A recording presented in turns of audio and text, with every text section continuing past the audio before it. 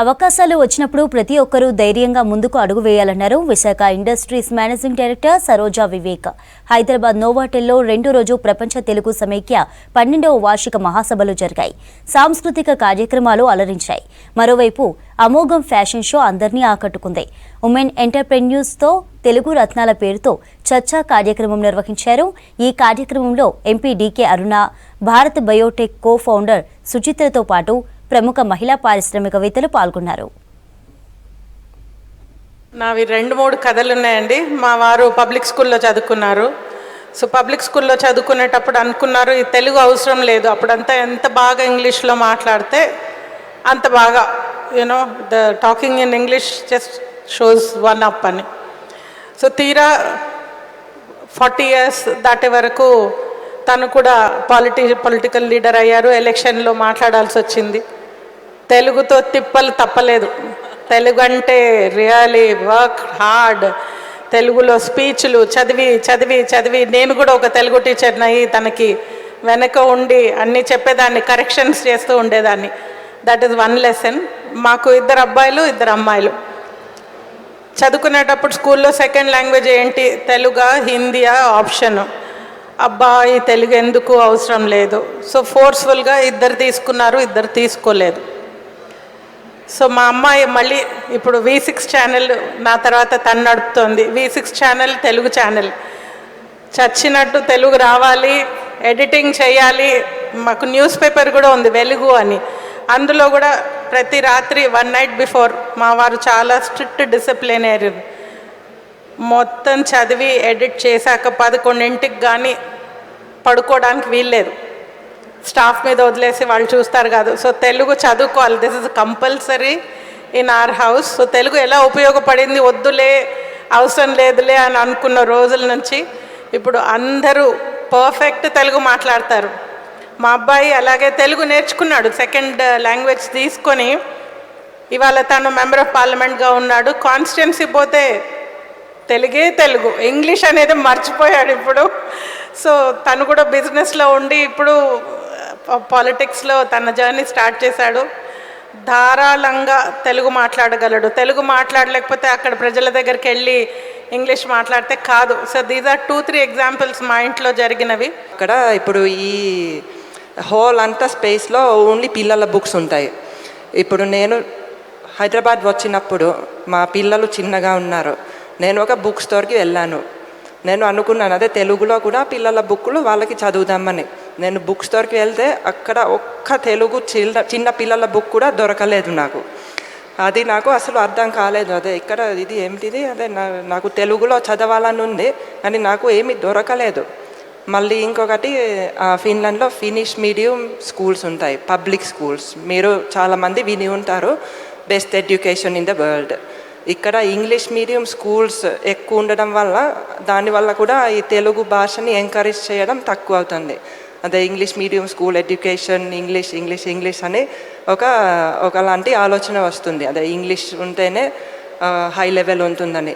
అని మా ఫిన్లాండ్ అంత చిన్న దేశం ఉన్నా, అంత తక్కువ మంది ఫినిష్ స్పీకర్స్ ఉన్నా అక్కడ యూనివర్సిటీ వరకు మాకు అంత ఫినిష్ లాంగ్వేజ్లో ఉంటుంది. సో అదే పాలసీ మేకర్స్ కొంచెం అదే ఆలోచన ఇక్కడ మారిస్తే ఇక్కడ కూడా అలాంటి మార్పు తెచ్చుకోవచ్చు. హిందూ రిలీజియన్ కానివ్వండి, we are a religion of science. We are not a religion of any god, we are religion of science. So మా తాతగారు పుల్లారెడ్డి గారు, ఆయన చాలా దేశాలు తిరిగారు, చాలా ట్రావెల్ చేశారు. ఎంత ట్రావెల్ చేసినా ఆయన ఓన్లీ అదే పంచ, అదే కండువా ఆల్ హిజ్ లైఫ్.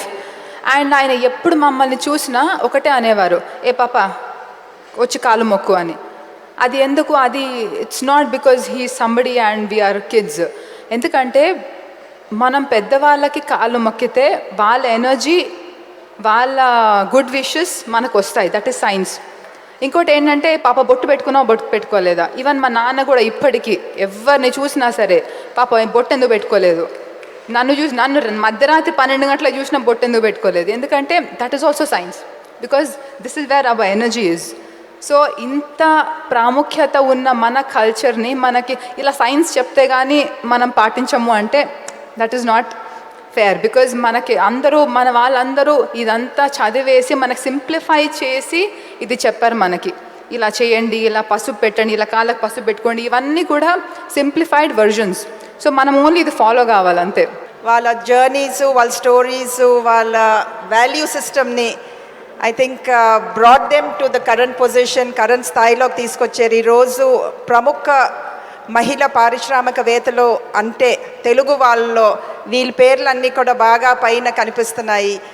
అలాగే వీళ్ళతో పాటు మనకి ఇంకా చాలామంది ముందు వచ్చే రోజుల్లో కూడా వస్తే తెలుగు మహిళల్లో ఐ థింక్ మన ఈ తెలుగు కల్చర్కి, సాంప్రదాయానికి కూడా it will be a huge offering from all of us.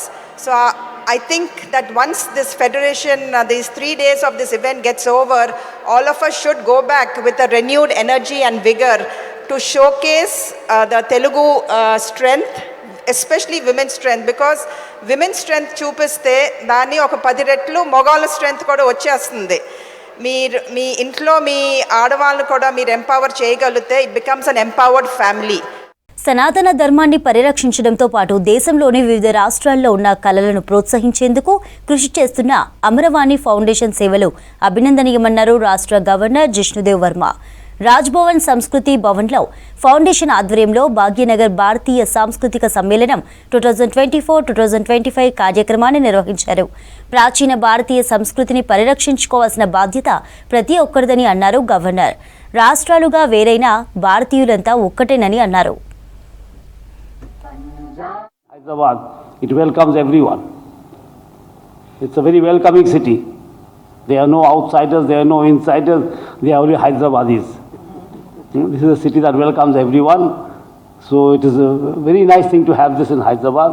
I had been to one of the international festivals I think in Nagpur. It was an international festival, like with the NIT, Vishweswariya Institute of Technology. It was a great thing. It was a full hall. It was a huge hall, auditorium, but it was full people on the ground, and Dr. Seth likes to sit on the stage on the ground all the time. Because he doesn't want to be disturbed by all the protocols and all the paraphernalia. He's always on the stage listening for so many years. That his thirst for music and his thirst for the classical arts has not been quenched as yet. That is the passion that you have.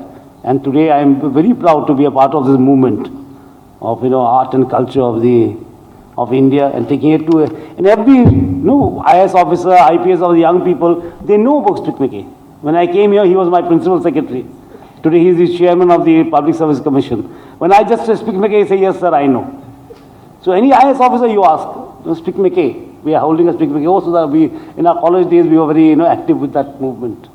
So it has gone in, it has seeped into the society. A movement that seeps in the society is a very lovely movement. It has values, it has strength you can make out. Any movement that seeps into the youngster's mind or goes into institutions where the future of India is being made, that is something very great. And very few organizations have been able to do it. I myself was involved with INTAC, I was involved with so many other organizations. But this is one organization that I felt was going into the minds of people.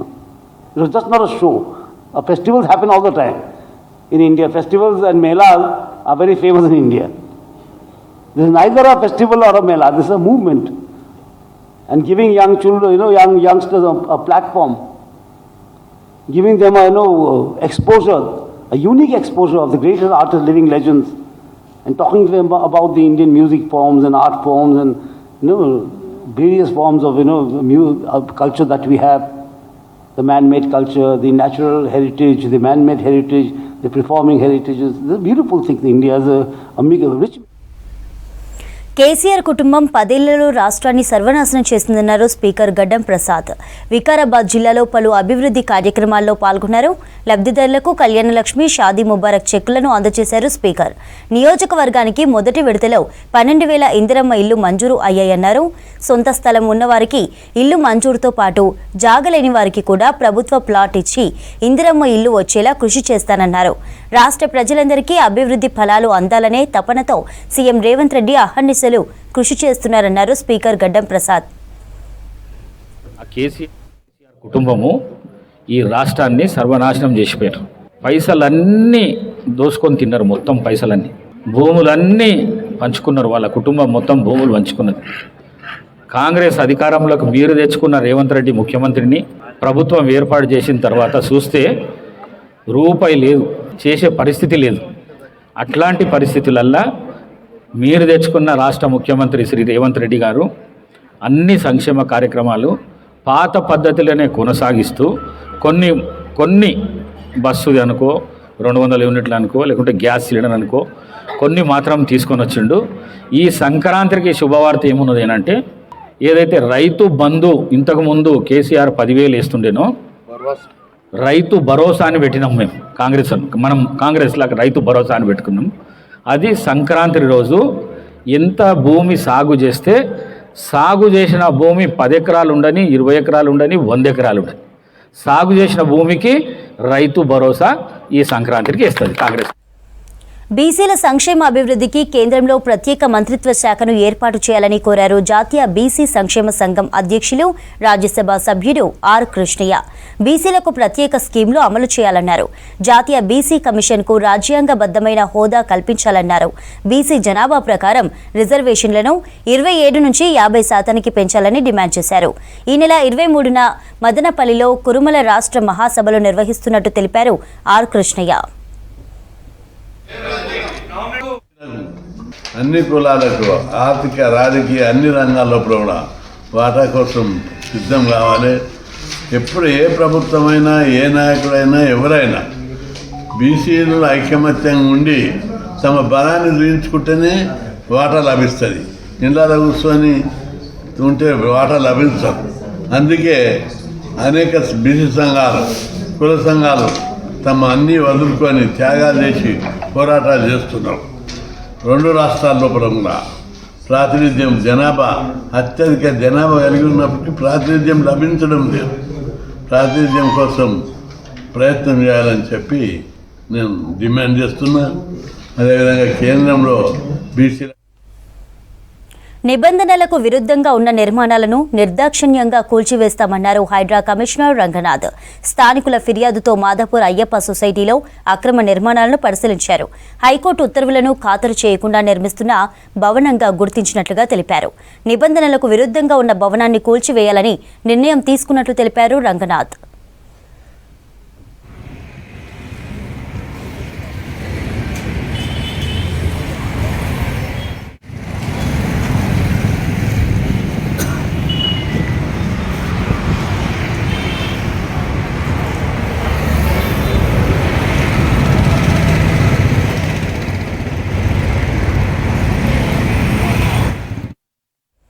ఆరోగ్య విజయ రహస్యం వ్యాయామమే అన్నారు Shamshabad airport CEO Pradeep. Rangareddy జిల్లా శంషాబాద్లో GMR airport అధికారులు 10K, 5K run నిర్వహించారు. ఈ కార్యక్రమంలో ప్రదీప్ ఫణికర్ ముఖ్య అతిథిగా పాల్గొన్నారు. ఉద్యోగాల బిజీలో పడిపోయిన అందరికీ ఆరోగ్యం పట్ల శ్రద్ధ వహించాలన్నారు. ఈ రన్లో చిన్నారులు, పెద్దలు, ఉద్యోగులు ఉత్సాహంగా పాల్గొన్నారు. I don't see people at the back. People at the back. If you are blessed with 2 hands, if you're not raising your hands, as you do not have 2 hands. Fantastic, fantastic. Okay. Sir, back right. The mama no cover cheyakudga. Avtal kelandi. మేము participate చేయడము, ఇది ఇలా ప్రతి year conduct చేస్తూ చాలా హ్యాపీగా ఉంది. ఎందుకంటే ప్రతి మనిషికి యాక్టివిటీ అనేది కంపల్సరీ. సో ఇది ప్రతి ఇయర్ ఇలా ఎంకరేజ్ చేస్తే యాక్టివిటీకి మనకు రెగ్యులర్ వర్క్, డైలీ జాబ్ అన్ని స్ట్రెస్ ఉంటాయి కాబట్టి, రొటీన్ లైఫ్లో ఉంటాయి కాబట్టి ఇది ఒక one of the good thing. ఇలా చేస్తే చాలా మంచిదని నా అభిప్రాయం. ऑफ द एयरपोर्ट रन हम लोग हर साल बनाते हैं इसे, और ये इसमें इस टाइम ऑलमोस्ट 4,400 आदमी पार्टिसिपेट किए. बहुत मज़ा आया. 10 किलोमीटर और 5 किलोमीटर का रेस है. हम लोग हर विंटर में ये ऑर्गेनाइज करते हैं, सो हमारे एयरपोर्ट कम्युनिटी एंड सिटी एक साथ जुड़ सके. और इसके साथ हमारा क्या होता है कि एक पूरा आनंदमय माहौल बन जाता है. 5K రన్ అది చాలా హెల్త్ గురించి చాలా బాగుంటుంది. ఇది ప్రతి సంవత్సరం జిఎంఆర్ వాళ్ళు కంపల్సరీ పెడతారు. నేను ప్రతి సంవత్సరం దీంట్లో పాల్గొంటాను. చాలా హెల్త్ చాలా బాగుంటుంది. ఎయిర్పోర్ట్లో చాలా బాగున్నాయి. అన్నీ రన్నింగ్ కానీ వాటర్ బాటిల్స్, స్నాక్స్ ఇవ్వడం అన్నీ చాలా బాగున్నాయి. చాలా సంతోషం. ఇలాగే ప్రతి సంవత్సరం ఇట్లే పెడితే చాలా బాగుంటుందని. This is the 4th time we are participating in the 5K run. It's very good and very good. It's fantastic. Actually, the arrangement was very good. Okay, so that's what next year also we are planning. Whenever is possible, we are planning to participate this. Sankranti పండుగకు సొంతూళ్లకు వెళ్లేందుకు తెలుగు రాష్ట్రాల ప్రజలు సిద్ధమవుతున్నారు. ఇప్పటికే రైళ్లలో రిజర్వేషన్లు చేసుకుంటున్నారు ప్రయాణికులు. సంక్రాంతి పండుగ నేపథ్యంలో తెలుగు రాష్ట్రాల్లో వివిధ ప్రాంతాలకు ప్రత్యేక రైళ్లను నడపనున్నట్లు వెల్లడించారు సౌత్ సెంట్రల్ రైల్వే అధికారులు. ఈ రోజు నుంచి ప్రత్యేక రైళ్లు అందుబాటులో ఉండనున్నాయి. స్పెషల్ ట్రైన్స్లో అదనపు టికెట్ రేట్స్ ఉంటాయని చెబుతున్న సౌత్ సెంట్రల్ రైల్వే పీఆర్ఓ శ్రీధర్తో హరిత ఫేస్ టు ఫేస్. సంక్రాంతి పండుగకి సొంతూర్లకు వెళ్లే వారితోటి ఇటు రద్దీ అయితే పెరుగుతుంటుంది. ముఖ్యంగా ఇటు రైళ్ల ప్రయాణానికి అయితే విపరీతంగా డిమాండ్ ఉంటుంది. అయితే ఈ సంవత్సరం సంక్రాంతి పండుగ సందర్భంగా సౌత్ సెంట్రల్ రైల్వే ఎలాంటి ఏర్పాట్లు చేస్తోంది, ఎన్ని స్పెషల్ ట్రైన్స్ను ఆపరేట్ చేయబోతున్నారు, పూర్తి డీటెయిల్స్ అడిగి తెలుసుకుందాం. మనతో పాటు south central railway CPRO Sridhar గారు ఉన్నారు. ఇటు ఏపీ కావచ్చు, తెలంగాణ, వివిధ రాష్ట్రాలకు కూడా రద్దీ ఉంటుంది కదా, ఈసారి ఎట్లాంటి ఏర్పాట్లు చేస్తున్నారు, ఎన్ని ట్రైన్స్ ఉన్నాయి సార్? ఇప్పటి వరకు సంక్రాంతి సందర్భంగా 112 స్పెషల్ ట్రైన్స్ని సౌత్ సెంట్రల్ రైల్వే అనౌన్స్ చేసింది. అది కూడా అంటే ఇవాళ రోజు అంటే 4th నుంచి స్పెషల్ ట్రైన్స్ కూడా స్టార్ట్ అయ్యాయి. దీనికి తోడు అంటే రష్ని దృష్టిలో పెట్టుకొని ఫర్దర్గా ఒక 50 నుంచి 60 అదనపు స్పెషల్ ట్రైన్స్ను కూడా వేసేందుకు ప్లాన్ చేస్తున్నాం. ముఖ్యంగా లాస్ట్ ఇయర్తో పోలిస్తే లాస్ట్ ఇయర్ సంక్రాంతి స్పెషల్కు ఎక్స్క్లూజివ్గా 70 ట్రైన్స్ని స్పెషల్ ట్రైన్స్ రన్ చేశాము. ఫర్దర్గా 50-60 అంటే దాదాపు 170 ట్రైన్స్ స్పెషల్ ట్రైన్స్ స్పెషల్గా సంక్రాంతి గురించే మేము ప్లాన్ చేస్తున్నాం. తెలంగాణలోని ఏ ప్రాంతాలకి ఎక్కువగా డిమాండ్ ఉంటుంది, దాంతోపాటు ఏపీకి ఇటు వైజాగ్ కావచ్చు, మచిలీపట్నం, నర్సాపూర్ ఇట్లాంటి ప్రాంతాలకు వెళ్ళే ట్రైన్స్లో రద్దీ ఎక్కువ ఉంటుంది కాబట్టి వెయిటింగ్ లిస్ట్ ఎట్లా ఉంది సార్? సంక్రాంతి అంటేనే మనకి ఆంధ్ర వైపు అంటే ఎక్కువ ప్రయాణికులు ఉంటారు. అలాగే మన తెలంగాణలో కూడా రూరల్ వైపు కూడా చాలామంది వెళ్తూ ఉంటారు. సో ముఖ్యంగా మనకి జంట నగరాల్లోని ఇంపార్టెంట్ స్టేషన్స్ అయిన కాచిగూడ, నాంపల్లి, హైదరాబాద్ ఇలా ఈ స్టేషన్స్ నుంచి ముఖ్యంగా వైజాగ్, కాకినాడ, తిరుపతి, విజయవాడ ఇటువైపు, అలాగే మహారాష్ట్రలోని కూడా కొన్ని అకోలా, పూర్ణ, నాందేడ్ అటువైపు నుంచి కూడా తిరుపతి ఇటువైపు స్పెషల్ ట్రైన్స్ వేయడం జరిగింది. అలాగే మన దగ్గర కూడా తెలంగాణలో అన్ని రూట్స్లో కూడా ఈ స్పెషల్ ట్రైన్స్ సర్వ్ చేస్తూ ఉంటాయి. ప్రస్తుతానికి అంటే సంక్రాంతి ఎప్పుడు ఫుల్ డిమాండ్ ఉండే సీజన్ కాబట్టి ఆల్రెడీ చాలా ట్రైన్స్లో వెయిట్ లిస్ట్ చాలా ట్రైన్లో వస్తూ ఉంది. టికెట్ కన్ఫర్మ్ కూడా అయ్యేందుకు కష్టంగా ఉంది. అందుగురించే ఈ అదనపు ట్రైన్స్ అనౌన్స్ చేశాము. కొద్ది మేరకు ఇది ఆ డిమాండ్ని తగ్గించి అంటే ప్రయాణికులకు వారి వారి గమ్యస్థానాలు చేరుకునేందుకు మంచి అవకాశం. స్పెషల్ ట్రైన్స్లో ముఖ్యంగా ఛార్జెస్ విషయానికి వస్తే ఇప్పుడు ప్రైవేట్ కావచ్చు, ఆర్టీసీ వివిధ బస్సుల్లో కూడా అదనపు ఛార్జీలు ఉన్నాయి. ట్రైన్లలో ఎట్లా ఉండబోతుంది ఛార్జెస్? అదే నార్మల్ ఇప్పుడు ప్యాసింజర్ ట్రైన్స్, ఎక్స్ప్రెస్ ట్రైన్స్, మిగతా అన్ని ట్రైన్లలో కూడా అంటే మిగతా రోడ్ ట్రాన్స్పోర్ట్ అంటే ఎయిర్వేస్ కానీ రోడ్వేస్ చూస్తే సీజన్లో ఎక్కువగా పెంచే అవకాశాలు ఉంటుంది డిమాండ్ని బట్టి. కానీ రైల్వేలో ఎగ్జిస్టింగ్ ఏదైతే ఎక్స్ప్రెస్ ట్రైన్స్ ఉన్నాయో నార్మల్ ట్రైన్స్ వాటన్నిటిలో కూడా నార్మల్ ఛార్జెసే ఉంటాయి. ఏం అంటే ఈ డైనమిక్ ప్రైజింగ్ అన్నది లేదు. కానీ స్పెషల్ ట్రైన్స్ స్పెషల్గా రష్ క్లియరెన్స్కి వేసినప్పుడు వాటిలో కొద్ది మేర అదనపు ఛార్జెస్ పెంచేందుకు అవకాశాలు ఉంటాయి. సికింద్రాబాద్ నుంచి ఇటు వైజాగ్ అనుకుంటే స్పెషల్ ట్రైన్లో దాదాపు 1/3 అదనపు ఛార్జెస్ ఉంటాయి. అది కూడా క్లాసుని బట్టి ఉంటుంది. మిగతా రోడ్ ట్రాన్స్పోర్ట్తో పోల్చుకుంటే ఇది అంత ఎక్కువేం కాదు. మళ్ళీ రిటర్న్ వచ్చే ట్రాఫిక్కి ఎట్లాంటి ఏర్పాట్లు చేశారు? ఎన్ని రోజుల వరకు స్పెషల్ ట్రైన్స్ అందుబాటులో ఉంటాయి? అదే ఈ ట్రైన్స్ కూడా అంటే ఓన్లీ ఇటువైపు నుంచి వెళ్ళి చేసుకునేందుకే కాకుండా రిటర్న్ వచ్చే ప్రయాణికులందరూ సంక్రాంతి అండ్ బియాండ్ కూడా ట్రైన్స్ని అనౌన్స్ చేయడం జరిగింది. రద్దీని బట్టి ఫర్దర్ కూడా మేము ప్లాన్ చేస్తూ ఉంటాం. ముఖ్యంగా ఈ సంక్రాంతి రూట్స్ అంటే మనకి సదర్న్ వైపు అంటే బెంగళూరు, మద్రాస్, ఈరోడ్ అటువైపు, అలాగే కోస్టల్ ఆంధ్ర, ఫర్దర్గా అంటే ఈస్టర్న్ ఇండియా అంటే హౌరా, పాట్నా అటువైపు కూడా స్పెషల్ ట్రైన్స్ వేయడం జరిగింది. అలాగే ఇవన్నీ కూడా రిటర్న్ డైరెక్షన్లో వీటన్నిటి చోట్ల నుంచి కూడా సికింద్రాబాద్, హైదరాబాద్కి, అలాగే విజయవాడ, వైజాగ్ ఇవన్నిటికి కూడా రిటర్న్ ట్రైన్స్ కూడా ఉంటాయి. ప్రస్తుతం అయితే ఇటు ప్రైవేట్ ట్రావెల్స్ పెంచుతున్న టికెట్ రేట్ల నేపథ్యంలో ఇటు కొంత అందుబాటు ధరల్లోనే రైలు ప్రయాణం అందుబాటులో ఉండనున్నట్టు అధికారులు చెప్తున్నారు. కెమెరా పర్సన్ నాగరాజ్తో హరిత V6 Next News, Hyderabad. కొత్త సంవత్సరంలో హైడ్రా సరికొత్తగా రూపుదిద్దుకోబోతోంది. ఈ నెల 6వ తారీఖు నుంచి ప్రతి సోమవారం హైడ్రా కార్యాలయంలో ప్రజావాణి నిర్వహించనుంది. ప్రజల నుంచి నేరుగా ఫిర్యాదులను స్వీకరించేందుకు ఏర్పాట్లు చేస్తున్నారు అధికారులు. ఉదయం 11 గంటల నుంచి 5 గంటల వరకు చెరువులు, కుంటలు, నాలాల ఆక్రమణలపై కంప్లైంట్స్ స్వీకరిస్తామని తెలిపారు హైడ్రా కమిషనర్ రంగనాథ్.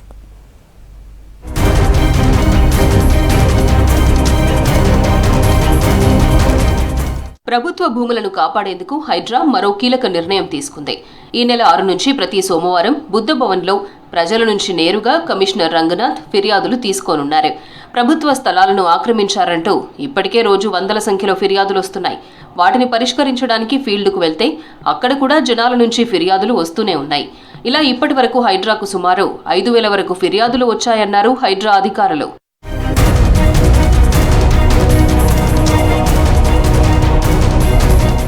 చెరువులు, నాలాలు, పార్కుల వంటి ప్రభుత్వ స్థలాల ఆక్రమణపై ప్రజల నుంచి నేరుగా ఫిర్యాదులు స్వీకరిస్తే బాగుంటుందని హైడ్రా భావించింది. అందులో భాగంగా ప్రతి సోమవారం కంప్లైంట్స్ తీసుకోనుంది. మిగతా ప్రభుత్వ శాఖలు నిర్వహిస్తున్న ప్రజావాణి మాదిరిగానే ఈ కార్యక్రమం కూడా కొనసాగించాలని నిర్ణయం తీసుకున్నారు అధికారులు. ప్రభుత్వ స్థలాల ఆక్రమణలపై తమకు భారీగా ఫిర్యాదులు వస్తున్నాయన్నారు హైడ్రా కమిషనర్ రంగనాథ్.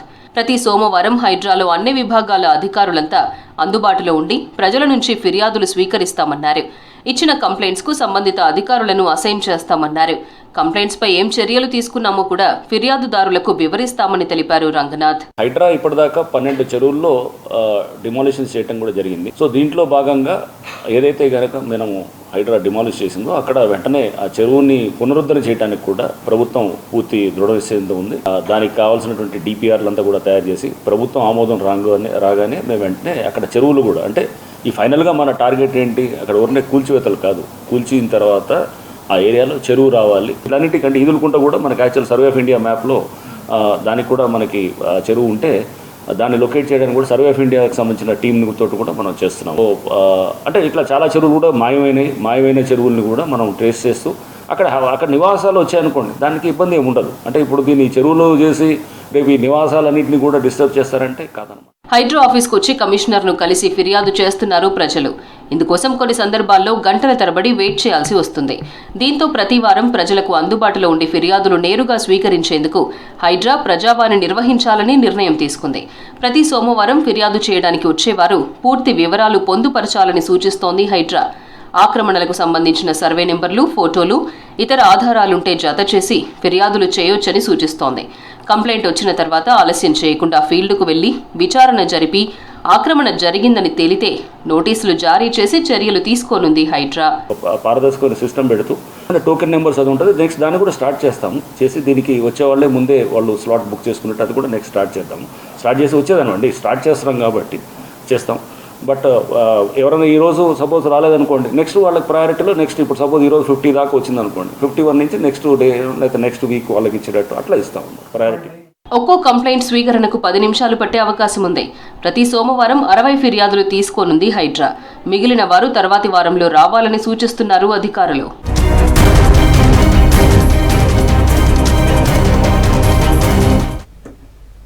సడన్ గా హార్ట్ బీట్ పెరిగితే తేలికగా తీసుకోవద్దంటున్నారు నిమ్స్ హాస్పిటల్ కార్డియాలజిస్ట్ సాయి సతీష్. గుండె దడ వచ్చినప్పుడు చెమటలు పట్టడం, బాడీ వణుకుతుందని తెలిపారు. తెలుగు రాష్ట్రాల్లో నిమ్స్ హాస్పిటల్లోనే radio frequency 2D, 3D equipments ఉన్నాయన్నారు. 2024లో 109 మందికి గుండె దడ రోగులకు విజయవంతంగా ఆపరేషన్స్ నిర్వహించామంటున్న NIMS hospital cardiology head Sai సతీష్తో శ్రవణ్ ఫేస్ టు ఫేస్. బేసిక్గా గుండె దడ వచ్చినప్పుడు చాలామందికి చెమటలు వస్తుంటాయి. దీంతో కొంతమంది టెన్షన్కి లోనవుతారు, కొంతమంది వెంటనే హాస్పిటల్కి వెళ్తుంటారు. అయితే ఈ గుండె దడకి సంబంధించినటువంటి ట్రీట్మెంట్ అనేది చాలా నిమ్స్లో ప్రత్యేకంగా చేస్తూ ఉంటారు. సో మాట్లాడదాం, కార్డియాలజిస్ట్ ఉన్నారు సాయి సతీష్ సార్. ఇప్పుడు గుండె దడ వచ్చినప్పుడు చాలామంది పెద్ద లైట్ తీసుకుంటారు. ఇది నార్మల్గా వస్తుంటుంది, అందరికీ వస్తుంటుంది, నాకు కొంచెం నేను ఉరికిన్నో ఆయాస వచ్చిందో వస్తుంటుంది అనుకుంటారు. కానీ ఇప్పుడు మీరు చేసే ట్రీట్మెంట్ చూస్తే చాలా పెద్ద ప్రాసెస్ కనిపిస్తుంది. ఎట్లా సార్ దాన్ని ఎట్లా గుర్తిస్తారు? బేసిక్గా జనము మీ దగ్గరికి వచ్చిన తర్వాత ఏం చెప్తారు? సో మామూలుగా హార్ట్ రేట్ మీరు చెప్పినట్టు పరిగెత్తినప్పుడు పెరగడం ఇవన్నీ గ్రాడ్యువల్గా జరుగుతాయి, సడన్గా జరగదు. అంటే మనము ఎక్సర్సైజ్ స్టార్ట్ చేసినప్పుడు 70 ఉన్నది, 80, 90, 100, 120 ఈ విధంగా గ్రాడ్యువల్గా కొన్ని నిమిషాలు జరుగుతుంది. కానీ గుండె దడ ఉన్న రోగుల్లో మాత్రం ఇది సడన్గా స్టార్ట్ అయిపోతుంది. అంటే 70 అనేది ఒకేసారి 150 ఆ పైచులుగా గుండె వేగం కొట్టుకోవడం జరుగుతుంది. ఎప్పుడైతే గుండె వేగంగా 150 పైన కొట్టుకుంటుందో గుండె నుంచి రక్తము బయటికి పోయేటువంటి పరిమాణం కూడా తగ్గిపోతుంది. సో దానివల్ల బ్లడ్ ప్రెషర్ తగ్గడము, ఆ బ్లడ్ ప్రెషర్ లోగా ఉన్నప్పుడు దానివల్ల అటువంటి పర్యవసానాలు అంటే ఆయాసం రావడము, చెమటలు పట్టడము, కళ్ళు తిరగడము, బయర్లు కమ్మడం ఇవన్నీ జరుగుతూ ఉంటాయి. సో ఎప్పుడైనా సరే హార్ట్ రేటు నువ్వు మామూలుగా ఉండి ఎటువంటి ఎక్సర్సైజ్ లేకుండా సడన్గా స్టార్ట్ అయిపోయి ఈ విధమైనటువంటి సిమ్టమ్స్ ఎక్స్పీరియన్స్ చేస్తే దాన్ని పేషెంట్ వెంటనే రికగ్నైజ్ చేసుకొని దాన్ని దగ్గర ఉన్నటువంటి డయాగ్నోస్టిక్ సెంటర్కో డాక్టర్కో హాస్పిటల్కి వెళ్ళి ఈసీజీ తీసుకొని, అంటే ఆ ఈసీజీ అనేది చాలా హెల్ప్ఫుల్ మనకు ఎటువంటి తర్వాత ట్రీట్మెంట్ ఇవ్వడానికి. ఈసీజీ ద్వారా మనము ఎటువంటి అప్రోచ్లో వెళ్ళాలి అనేటువంటిదాన్ని ఈ ఈసీజీ అనేది చాలా ఇంపార్టెంట్. సో ఈసీజీ తీసుకొని వైద్యం సంప్రదించాల్సిన అవసరం చాలా ఉంటుంది. ఎట్లా సార్ మన దగ్గర ట్రీట్మెంట్ ఎట్లుంటుంది? మీ టీమ్ ఆఫ్ డాక్టర్స్ ఏ విధంగా దీనివల్లనే ఇబ్బంది వస్తుంది, సో దీన్ని ఎట్లా మీరు సర్జరీ చేస్తారు, ఎట్లా క్యూర్ చేస్తారు కంప్లీట్గా? దడతో పేషెంట్ ఈసీజీతో పాటు మనకు వచ్చారంటే ఆ తర్వాత ట్రీట్మెంట్ చేయడం అనేటువంటిది గ్రాడ్యువల్గా మనకు చాలా స్టెప్స్ తగ్గిపోతాయి. అలా కాకుండా దడ లేకుండా వచ్చి మామూలు ఈసీ తీసుకున్నప్పుడు కొన్ని రకమైన ప్యాటర్న్స్ ఉంటాయి. WPW ప్యాటర్న్ అంటారు. ఈ WPW ప్యాటర్న్ ఉన్న వాళ్ళలో అబ్నార్మల్ హార్ట్లో సర్క్యూట్ ఎలక్ట్రిసిటీ కండక్షన్ జరిగి అబ్నార్మల్ సర్క్యూట్స్ ఫామ్ అయి గుండె దడపడుతుంది. సో గుండె దడ లేనప్పుడు కూడా అట్లాంటి WPW ప్యాటర్న్ మనం ఈసీలో రికగ్నైజ్ చేస్తే మనకు ఓహో ఇతనికి దడ దీనివల్ల వస్తుంది అని చెప్పి నెక్స్ట్ కంటిన్యూ అవకాశం ఉంటుంది. కొంతమంది దడ లేనప్పుడు వచ్చినప్పుడు హోల్టర్ మానిటరింగ్ అని ఉంటుంది. 24 hours అని కానివ్వండి, 48 hours, లేకపోతే 1 week, ఈవెన్ కొన్ని లూప్ రికార్డర్స్ అని 1 month వరకు రికార్డ్ చేసేటువంటి వ్యవస్థ కూడా ఉంటుంది. అవి పెట్టుకున్నప్పుడు సపోజ్ పేషెంట్ ఇంటి దగ్గర ఉన్న ఈసీజీ లేకపోయినా కానీ ఇది వెంటనే దడ మొత్తం హార్ట్ రేట్ను రికార్డ్ చేస్తూ ఉంటుంది. దడ వచ్చినప్పుడు కూడా అది హార్ట్ రేట్ రికార్డ్ చేస్తుంది. అటువంటి ఎక్స్పీరియన్స్ వస్తేనే పేషెంట్ మన దగ్గరికి వచ్చినప్పుడు హోల్డర్లు కానీ ILR అంటారు కానీ ఎక్స్టర్నల్ లూప్ రికార్డర్లో కానీ మనము ఈ గుండె ఎటువంటి దడ ఈ పేషెంట్కి వస్తుందని ఐడెంటిఫై చేయగలుగుతాం. సరే, ఇప్పుడు ఊబకాయము ఒబేసిటీ ఉన్నప్పుడు వాళ్ళకి తొందరగా ఆయాసం వస్తుంది నార్మల్ మనిషి కన్నా. అట్లాంటి వాళ్ళకి ఇదే నాకు ఇబ్బంది ఉందని ఆయన ఎట్లా గుర్తించాలి? మీరు అన్నట్టు ఊబకాయము ఇట్లాంటి ఉన్నవాళ్ళలో sleep apnea, obstructive sleep apnea అనేటువంటిది కూడా ఉంటుంది. అంటే వాళ్ళు నిద్రలో గొరక ఎక్కువ పెడతారు. ఆ గొరక ఉన్నప్పుడు శరీరానికి ఆ గొరక వల్ల ఆక్సిజనేషన్ అనేది తగ్గిపోతుంది ఊపిరితిత్తుల్లో. ఆ ఆక్సిజనేషన్ తగ్గినప్పుడు ఈ కార్బన్ డైఆక్సైడ్ ఎక్కువగా ఉన్నప్పుడు గుండెలో ఈ అబ్నార్మల్ ఎలక్ట్రిసిటీ కండక్షన్ జరిగి ఏట్రల్ ఫిబ్రిలేషన్, ఏట్రల్ టకికార్డియా అనేటువంటి ఫాస్టర్ హార్ట్ బీట్ వచ్చే అవకాశం ఉంటుంది. అంటే ఇప్పుడు మీరు సర్జరీ చేసినారు, మెడిసిన్స్ కూడా ఉంటాయి, చిన్న చిన్న మెడిసిన్ తీసుకొని వెళ్తారు. ఆ మెడిసిన్ వల్ల పూర్తి స్థాయిలో క్యూర్ అయ్యేటువంటి అవకాశం లేదా? అంటే చెప్తున్నా కదా, మెడిసిన్స్ ద్వారా కొద్ది వరకు క్యూర్ అవుతుంటుంది కానీ లాంగ్ టర్మ్ లైఫ్ లాంగ్ వాడాల్సి వస్తుంది. నెంబర్ 1. నెంబర్ 2 సైడ్ ఎఫెక్ట్స్ ఉంటాయి. నెంబర్ 3 వాడుతున్నప్పటికి కూడా మనకు గుండె దడ వచ్చే అవకాశం ఉంటుంది. సో ఇవన్నీ మన ప్రాబ్లమ్స్ అవాయిడ్ చేయాలంటే మనకు రేడియో ఫ్రీక్వెన్సీ ఎనర్జీ ద్వారా ఇచ్చిన ట్రీట్మెంట్ జరిగినప్పుడు ఈ ప్రమాదాలు అన్నిటి నుంచి మనము అవాయిడ్ చేసేసి పేషెంట్ లైఫ్ లాంగ్ నిశ్చింతగా డ్రగ్స్ వాడుకోకుండా దడ రాకోకుండా తన పని హ్యాపీగా చేసుకోగలిగే అవకాశం ఉంటుంది. 2D ఎక్విప్మెంట్ చాలా ఏళ్ల నుంచి మన దగ్గర ఉన్నింది, కానీ అది కొత్త ఎక్విప్మెంట్ 2D 3D కాంబినేషన్లో ఒక 1.5 years బ్యాక్ తీసుకున్నాము. ఇది మనకు 1.5 crores వరకు అయిందండి. కాకపోతే గవర్నమెంట్ హాస్పిటల్ కూడా క్యాత్ ల్యాబ్స్తో పాటు ఈ ఎక్విప్మెంట్ ఇస్తున్నారు, కానీ దాన్ని సరిగా యూజ్ చేసి దానితో ట్రీట్మెంట్ ఇవ్వగలిగిన నిపుణత కలిగినటువంటి కార్డియాలజిస్టు స్టేట్ గవర్నమెంట్లో కానీ ఆంధ్రాలో కానీ తెలంగాణలో కానీ లేరండి. మన ఓన్లీ నిమ్స్లో మాత్రమే ఈ గవర్నమెంట్ సెటప్లో 2 తెలుగు రాష్ట్రాల్లో యాక్టివ్గా ఈ నేళ్ల నుంచి EP program radio frequency ablation catheter therapy అనేది జరుగుతుంది. గుండె దడ వచ్చినప్పుడు, ఆయాసం వచ్చినప్పుడు లైట్ తీసుకోవద్దు, వెంటనే డాక్టర్ని సంప్రదించాలి. సడన్గా దడ వస్తే అది ట్యాబ్లెట్స్ తీసుకుంటే దానికి సైడ్ ఎఫెక్ట్స్ ఉంటాయి, రెగ్యులర్గా మళ్ళీ తిరిగి వస్తుంటుంది. సో తగిన జాగ్రత్తలు తీసుకోవాలని కార్డియాలజిస్ట్ సాయి సతీష్ చెప్తున్నారు. కెమెరామెన్ ప్రవీణ్తో శ్రవణ్, V6 న్యూస్, నిమ్స్ ఆసుపత్రి నుంచి. యువతకు అవకాశాలు కల్పిస్తే అద్భుతాలు సృష్టిస్తారన్నారు లోక్సత్తా పార్టీ వ్యవస్థాపకుడు డాక్టర్ జయప్రకాష్ నారాయణ. యువశక్తిని వినియోగించుకోవడంలో పాలకులు విఫలమవుతున్నారని చెప్పారు. నేషనల్ మెడికోస్ ఆర్గనైజేషన్ ఆధ్వర్యంలో కోటి మెడికల్ కాలేజీలో నిర్వహించిన నేషనల్ యూత్ డే కార్యక్రమానికి ఆయన చీఫ్ గెస్ట్గా హాజరయ్యారు. స్వామి వివేకానంద స్ఫూర్తితో యువత దేశ భవిష్యత్తులో భాగస్వామ్యం కావాలని పిలుపునిచ్చారు బోధామయానంద మహారాజ్. వారి సందేశం వైద్యులకి, విద్యార్థులకి, ప్రజలకి ఎంత అందుబాటులో ఉంటుందో, ఎలాంటి కార్యక్రమాలు చేస్తే ప్రజల మనస్సులో స్ఫూర్తి, ప్రజల్లో ఒక ధైర్యం, ప్రజల్లో ఒక శక్తి, శాంతి మేల్కొల్పుతుందో, వాళ్ళకి రక్షణగా ఉంటుందో అది వివేకానంద స్వామి నుంచి నేర్చుకోవచ్చు.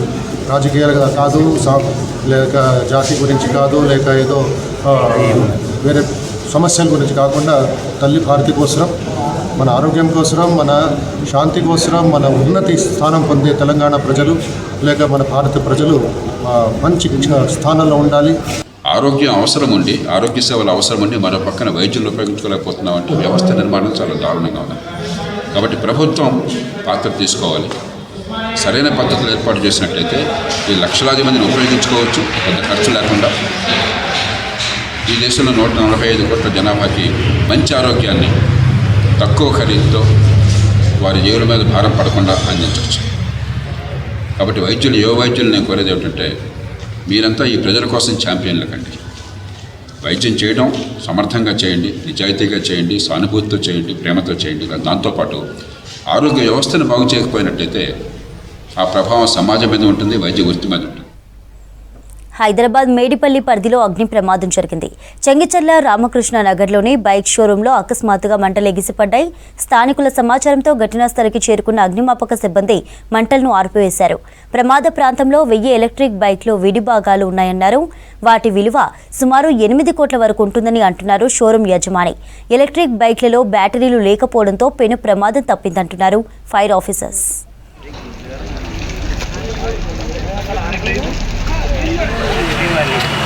गाड़ी बना सकता है।